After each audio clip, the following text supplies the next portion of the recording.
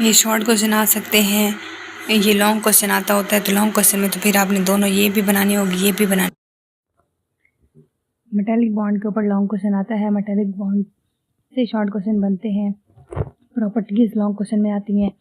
Metallic bond नाम से जाहिर है मेटल की बात हो रही है। मेटल्स में जो बॉन्ड है, जो आयनिक कंपाउंड थे वो आयनिक बॉन्ड थे, वो आयनिक कंपाउंड में थे। जो कोवलेंट कंपाउंड थे उनके अंदर कोवलेंट बॉन्ड था। जो मेटल्स हैं उनके अंदर मेटालिक बॉन्ड है। तो यहाँ से शॉर्ट क्वेश्चन आ सकता है कि जो why the properties of why the characteristics of ionic compound and covalent compounds are different. या क्वेश्चन आ सकता है, शॉर्ट क्वेश्चन यहाँ से बन सकता है, why the characteristics of metallic bond is different from metallic, why the characteristics of metals different from ionic and covalent compounds। तो यहाँ से क्वेश्चन है the presence of different types of bonding forces among the metallic atom। Metal atom के अंदर कुछ forces होती हैं जिसकी वजह से इनकी प्रॉपर्टीज आयनिक और कोवलेंट कंपाउंड से डिफरेंट होती हैं। इसके ऊपर लॉन्ग क्वेश्चन आ सकता है। ये शॉर्ट क्वेश्चन है, इधर लॉन्ग क्वेश्चन है। प्रॉपर्टीज ऑफ मेटल, मेटल कैसी होती है? मेटल यूजली है, ये लॉन्ग क्वेश्चन आ सकता है, 5 लिखनी होंगी properties. Metal usually have metallic lustre, lustre कहते हैं चमक को। इनकी अपनी खास चमक होती है। इनके मेल्टिंग और बॉइलिंग पॉइंट बहुत ज़्यादा हाई होते हैं। मेल्ट का मतलब है कि बहुत ज़्यादा हीट दे के ये मेल्ट होंगी, अदरवाइज नहीं होंगी।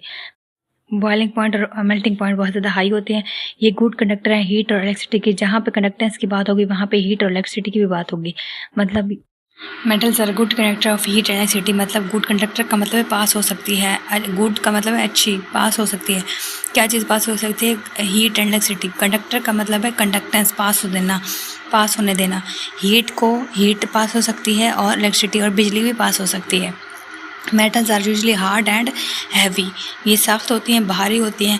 और metals made into different shapes by applying pressure, pressure डाल के इसको डिफरेंट शेप्स में मोड़े जा सकते हैं। फॉर एग्जांपल वो जो मेटल की जो ट्रंक पेटियाँ होती हैं, ठीक है, तो वो मेटल जो है वो उसके बड़ी बड़ी शीट्स बने जाती हैं प्रेशर डाल के, तो डिफरेंट शेप्स में कन्वर्ट कर सकते हैं। These characteristics of metals can be explained if we know the nature of binding force present between their atoms। अब बाइंडिंग फोर्स के बारे में अगर आपको पता है तो इस कैरेक्टरिस्टिक्स को हम एक्सप्लेन कर सकते हैं। इसका मतलब ये है, यानी कि अगर आपको नेचर का पता है, नेचर अगर आपने जानना है, the characteristics of metals can be explain if you know the nature of binding force. अगर आपको फोर्स का पता है, इनके दरमियान एटम्स के फोर्स का, तो आप कैरेक्टरिस्टिक्स बता सकते हो। ये जो 5 हैं ये आते हैं लॉन्ग में और ये शॉर्ट में भी आ सकते हैं। कोई सी 2 कैरेक्टरिस्टिक्स बताओ। ये शॉर्ट क्वेश्चन में भी आ सकता है, ये लॉन्ग में भी आ सकता है। शॉर्ट में आए तो कोई सी 2 बतानी होगी और अगर लॉन्ग में आए तो 5 बतानी होंगी। उसके बाद है usually metals have low value of ionization energy. इनकी जो आयनाइजेशन एनर्जी है बहुत कम होती है। देयर आयनाइजेशन एनर्जी क्या होती है? आयनाइज करना। The amount of energy required to remove an electron from a gaseous atom to form an ion. Definition है ये आयनाइजेशन एनर्जी की कि हम एक अमाउंट ऑफ एनर्जी हमें चाहिए होती है हमें एक एटम को कन्वर्ट करने के लिए। इलेक्ट्रॉन को निकालने के लिए जो हमें जो एनर्जी चाहिए उसको हम कहते हैं ionization energy. Amount of energy required to remove an electron to form an gaseous atom to form an ion. यानी आयनाइज करना है, हमने आयन्स में कन्वर्ट करना है, हमने एनर्जी लगा के उस एटम को जो है वो आयनाइज करना है, उसमें से इलेक्ट्रॉन निकालने हैं। Their atom can therefore lose their outer electrons easily। जैसे ही हम एनर्जी अप्लाई करते हैं, हीट अप्लाई करते हैं या एनर्जी अप्लाई करते हैं, तो इलेक्ट्रॉन जो है आउटर शेल से निकलते हैं। और जब इलेक्ट्रॉन निकलते हैं तो जाहिर है पॉजिटिव या नेगेटिव चार्ज फॉर्म हो जाता है, ये आपको पता है। In other words the nuclei of metallic atom can not be hold their outer electrons formally. जो न्यूक्लियस होता है किसी भी मेटल एटम का, पहली बात जहाँ पे कंफर्म कर लें कि मेटल जो है वो जल्दी इलेक्ट्रॉन लूज़ करती हैं। तो यहाँ पे एक बात है कि मेटल जो है और जो मेटल है उनका जो न्यूक्लियस है, अब जाहिर है जो भी एटम होगा उसका सेंटर में न्यूक्लियस होगा। यहाँ पे देखिए ये एटम है, सेंटर में न्यूक्लियस होता है और इधर जो है शेल्स होते हैं जिनके अंदर इलेक्ट्रॉन्स होते हैं। अब इलेक्ट्रॉन्स क्या करते हैं? इलेक्ट्रॉन्स जो लास्ट शेल वाला इलेक्ट्रॉन होगा ना उस तक न्यूक्लियस का होल्ड कम रहेगा। न्यूक्लियस की फोर्स आखिरी शेल में बहुत ही आखिरी शेल तक कम जाएगी, तो कम जाएगी तो वो इलेक्ट्रॉन जल्दी निकल जाता है। तो इलेक्ट्रॉन जल्दी निकल जाएगा तो जाहिर है हमें आयनाइजेशन एनर्जी कम यूज़ करनी पड़ेगी, तो इसलिए इनकी आयनाइजेशन एनर्जी कम होती है। For example in sodium metal की बात है, इसके सोडियम के आखिरी शेल में 11 इलेक्ट्रॉन्स हैं। सोडियम का एटॉमिक नंबर 11 है, आखिरी शेल में 1 इलेक्ट्रॉन है। 1 इलेक्ट्रॉन को निकालना आसान है। सोडियम मेटल है और मेटल की एनर्जी लो होती है। Each sodium atom is surrounded by 8 other sodium atoms. अब यहाँ पे अब पानी का एक कतरा है तो उसमें H2O है। अब सारे पानी के अंदर सिर्फ एक तो H2O मॉलिक्यूल नहीं होगा, काफ़ी सारे लाखों की तादाद में होंगे। तो इस तरह एक सोडियम नहीं होगा, काफ़ी सारे एटम्स होंगे। तो यहाँ पे कह रही है कि अगर सोडियम मेटल है, उस मेटल के अंदर काफ़ी सारे सोडियम एटम होंगे जो कि सराउंड कर रहे होंगे। अगर हम देखें तो 8 सराउंड ये सपोज किया हुआ है कि एक सोडियम को मज़ीद एटम सोडियम के लगे हुए हैं। तो एक सोडियम के साथ बाकी 8 सोडियम एटम है और 8 सोडियम एटम के आउटर मोस्ट शेल में एक इलेक्ट्रॉन है, यानी 8 इलेक्ट्रॉन है। 8 सोडियम एटम है, 8 आखिरी शेल के अंदर इलेक्ट्रॉन है। हर एक शेल को अगर देखें, आखिरी शेल में एक इलेक्ट्रॉन होता है सोडियम के, तो 8 सोडियम के एटम है तो 8 इलेक्ट्रॉन हुए। The outer electrons of these atoms move freely, और ये फ्रीली मूव कर रहे होते हैं बिटवीन वेकेंट स्पेस, खाली जगहों में, present between atoms because of loosely link they have with their nuclei, क्योंकि जो आखिरी शेल में है, जो आखिरी शेल के इलेक्ट्रॉन होते हैं उस तक न्यूक्लियस की फोर्स नहीं जाती तो फ्रीली मूव कर रहे होते हैं। Electrons remain attach with any particular nucleus, कोई भी इलेक्ट्रॉन जो है वो ख़ास न्यूक्लियस के साथ अटैच नहीं होगा। इसका मतलब ये है कि ये सोडियम का है, ये सोडियम एटम है, ये सोडियम एटम है। एक सोडियम एटम के अंदर काफ़ी सारे एटम्स हैं, तो ये सोडियम है, ये है एटम, ये सोडियम एटम है, ये सोडियम एटम, तो हर एक का अलग अलग इलेक्ट्रॉन है। अब हम ये नहीं कह सकते कि ये इसका था, ये इसका था, ये इसका था, ये इसका था या ये इसका था। फ्रीली मूव कर रहे हैं खाली जगहों में जो मेटल्स की शीट के दरमियान है।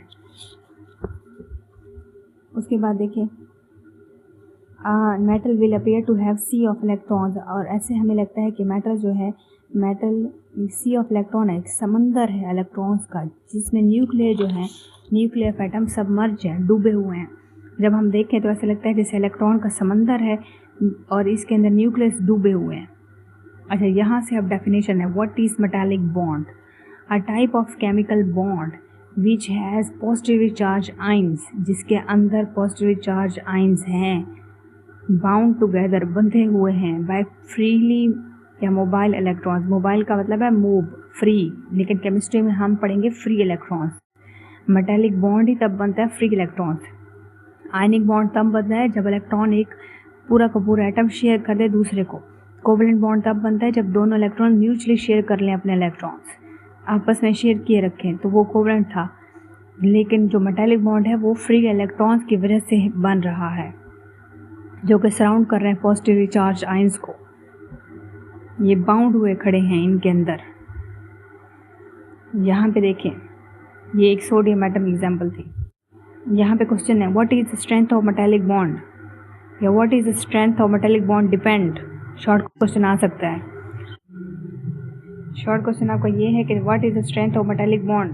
मेटालिक बॉन्ड की स्ट्रेंथ किस पे डिपेंड करती है? 2 फैक्टर्स पे डिपेंड करती है।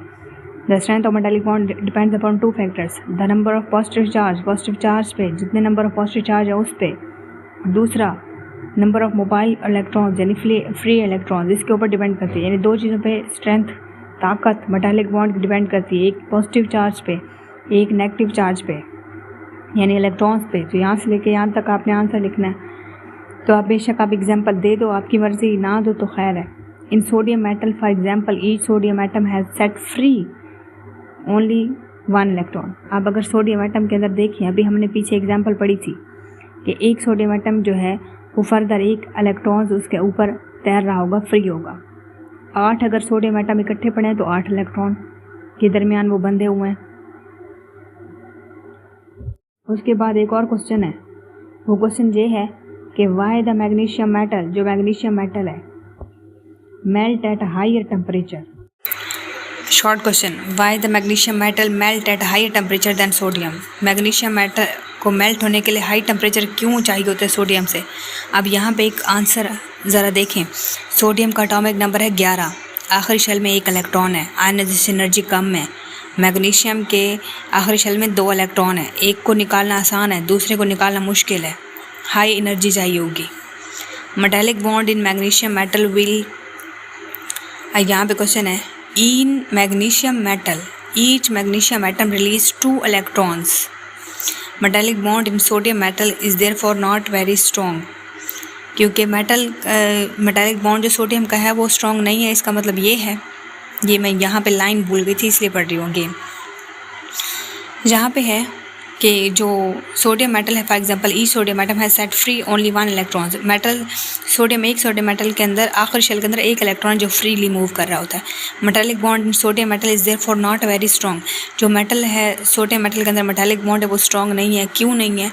क्योंकि उसके आखिरी शेल के अंदर एक इलेक्ट्रॉन है और उसको लो एनर्जी रिक्वायर्ड होती है, तो थोड़ी सी एनर्जी लगाएं तो वो इलेक्ट्रॉन निकल आता है और बॉन्ड ब्रेक हो जाता है। लेकिन magnesium metal each magnesium atom releases 2 electrons.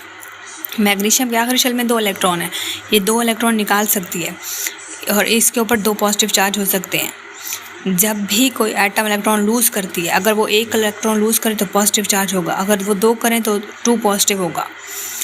In magnesium metal each magnesium atom release 2 electrons to acquire 2 positive charge. अगर 2 इलेक्ट्रॉन रिलीज़ करिए तो 2 पॉजिटिव चार्ज बनेंगे। जब नेगेटिव चार्ज ही निकल गए तो पीछे पॉजिटिव चार्ज बचेंगे। Metallic bond in magnesium metal will be evidently be stronger than sodium metal. अच्छा, यहाँ से क्वेश्चन है, ये वाला क्वेश्चन जहाँ से लेके यहाँ तक था कि why the magnesium metal melt at high temperature than sodium, तो आपने आंसर लिखना है यहाँ से, इन सोडियम यहाँ से लेके और यहाँ तक लिखना है आंसर, यहाँ तक। आप इसमें क्या बताओगे? आप बताओगे कि इसके आखिरी शेल के अंदर एक इलेक्ट्रॉन है, इसका बॉन्ड स्ट्रॉन्ग नहीं है, जल्दी टूट जाता है। ये मेटल लूज़ कर देते हैं इलेक्ट्रॉन अपने जल्दी, क्योंकि आखिरी शेल में एक इलेक्ट्रॉन है। लेकिन मैग्नीशियम के आखिरी शेल में 2 इलेक्ट्रॉन है, एक तो ये निकाल देते हैं लेकिन दूसरा निकालना आसान नहीं है, वो 2 इलेक्ट्रॉन रिलीज़ करती है। Metallic bond in magnesium very stronger than sodium. तो आपने ये सारा लिखना है, लेकिन अपनी वर्डिंग में। नोट्स मैं आपको दे दूँगी, वो भी आप देख लीजिएगा और इसको भी अगेन पढ़ लीजिएगा।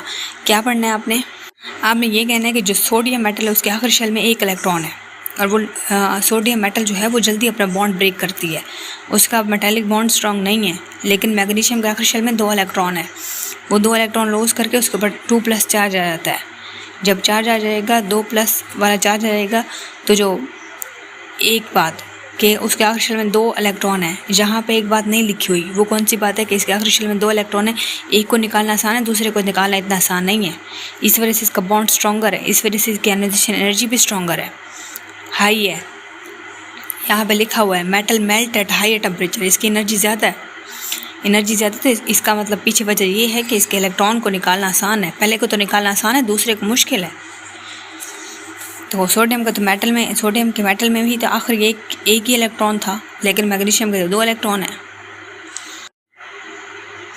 Presence of freely moving electrons in metal make them good conductor of heat density. अब मेटल गुड कंडक्टर क्यों है? क्योंकि इसके अंदर फ्री मूविंग इलेक्ट्रॉन्स है। मेटल की हमने प्रॉपर्टी देखी थी कि ये गुड कंडक्टर हैं हीट एंड इलेक्ट्रिसिटी के, तो वजह पीछे ये है कि इसके अंदर फ्री इलेक्ट्रॉन है, फ्रीली मूविंग इलेक्ट्रॉन है। In metal atoms are strongly held and arranged in the form of rose one above other, यानी रोज की फॉर्म में अरेंज है, एक है इसके ऊपर दूसरी है, इसके ऊपर तीसरी है, इस तरह एटम अरेंज है मेटल्स में। Upper rows of atoms slip past the lower rows, जो अपर है वो इसके ऊपर स्लिप पास्ट हो सकती है, ठीक है, स्लिप हो सकती है, इसके ऊपर आ सकती है, इस तरह अरेंज है। ये नीचे वाली है, ये ऊपर वाली है, तो इस तरह ये मूव कर सकती है, इसके ऊपर स्लिप पास्ट कर सकती है, slip past the lower row. As a result their shapes are change, अगर ये स्लिप हुई एक दूसरे के ऊपर आई, ठीक है, तो इसकी शेप चेंज हो जाएगी। Metals can therefore be easily drawn into wires and sheet. अच्छा, मेटल्स जो है इसको हम वायर्स में, तारों में कन्वर्ट करते हैं।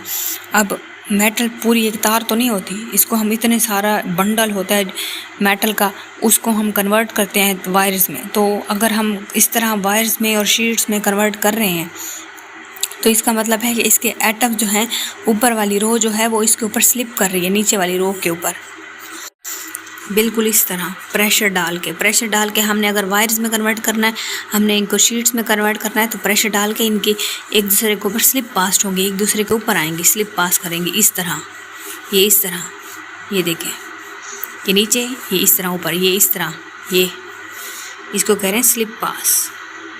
क्वेश्चन है कि what type of atoms form metallic bond, तो all metals atom form metallic bond.